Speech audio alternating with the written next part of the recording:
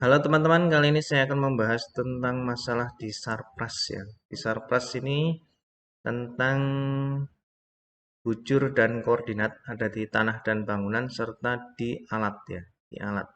Tentunya untuk mengecek apa yang harus kita kerjakan atau apa masalah itu yang ada, kita lihat di validasi lokal. Oke, validasi lokal kita cek di sekolah Sarpras, peserta didik, GTK, rombongan belajar, pelajar, nilai, dan referensi. Kita tunggu sampai selesai. Sambil nunggu, oke ternyata lebih cepat ya. Oke, kita bahas di bagian Sarpras. Di sini kami ada 6 yang invalid Sarprasnya. Biasanya setelah penginstalan install ulang di Dapodik 2022 ini banyak sekali. Di sini dulunya juga banyak ratusan. Ini tinggal 6. Oke, kita langsung saja. Tidak usah menunggu hitungan referensi, tidak masalah. Kita langsung cek di Sarpras ya. Kita klik Sarpras. Nah, merah-merah ini berarti harus dibenahi. Kalau kuning di sini warning berarti bisa menunggu. Kapan-kapan ya, tidak harus dibenahi sekarang juga. Tapi kalau merah ini harus segera dibenahi.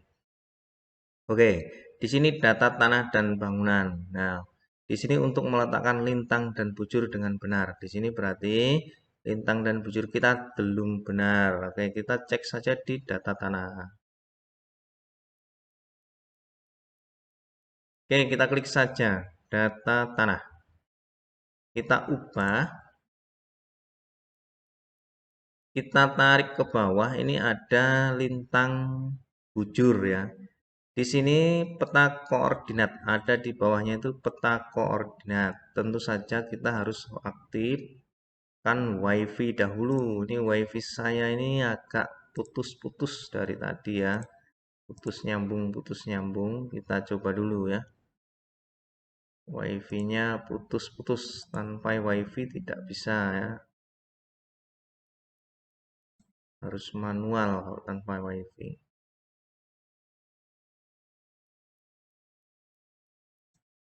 Yang paling dekat ini putus-putus.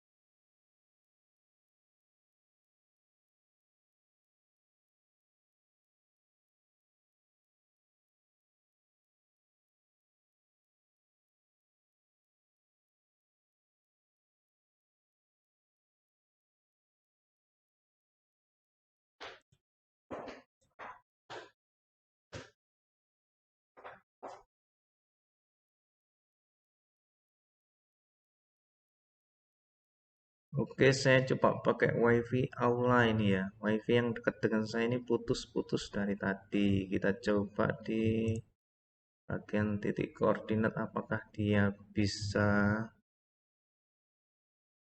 terjangkau. Nah, di sini dia menentukan titik koordinat letak dari sekolah kita. Nah, secara langsung memang di sini titik koordinatnya. Oke, tinggal kita klik saja pilih titik koordinat. Jadi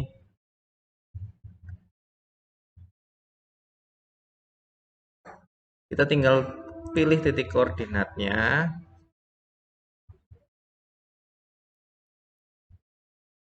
Ini internetnya kurang bagus ya, jadi satelitnya tidak begitu kelihatan. Setelah itu kita tutup. Nanti akan muncul di sini titik lintang dan titik bujur. Nah, begini cara mengatasi untuk bagian yang eh, invalid lintang dan bujur. Kita tutup simpan. Oke.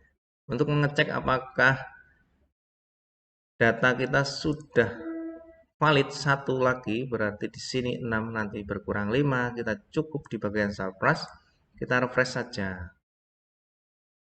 Oke, sekarang berkurang menjadi 5. Terus bagaimana cara menyelesaikan bagian alat? Nah, di sini ada jam dinding berada di ruang, nama ruang. Ini belum diisi ya, belum diisi dengan benar di sini disebutkan. Ini berada di letaknya, kita cari aja letaknya, ruang kelas ibaratnya di 7A. Berarti kita cari di 7A. Di sini menuju ke nama data periodik alat ya, data periodik alat. Jadi kita menuju ke alat seperti itu ya. Bagi yang baru, jadi kalau yang baru masih bingung bisa langsung ikuti penjelasan saya ini. Kita ke alat ya. Ke bagian alat kita langsung bisa menuju ke pilih ruang. Ruangnya karena tadi yang invalid itu di bagian 7A, maka kita langsung ke 7A saja. Nih, ruang kelas 7A. Oke.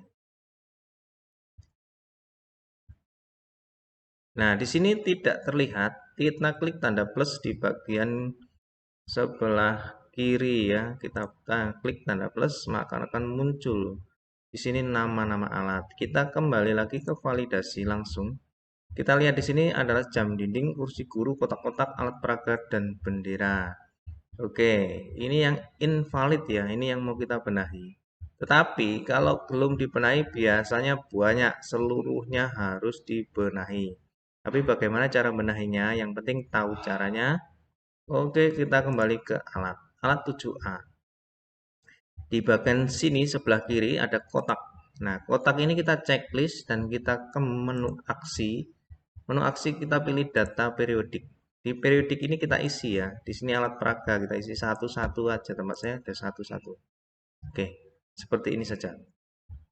Jangan diklik semua ya.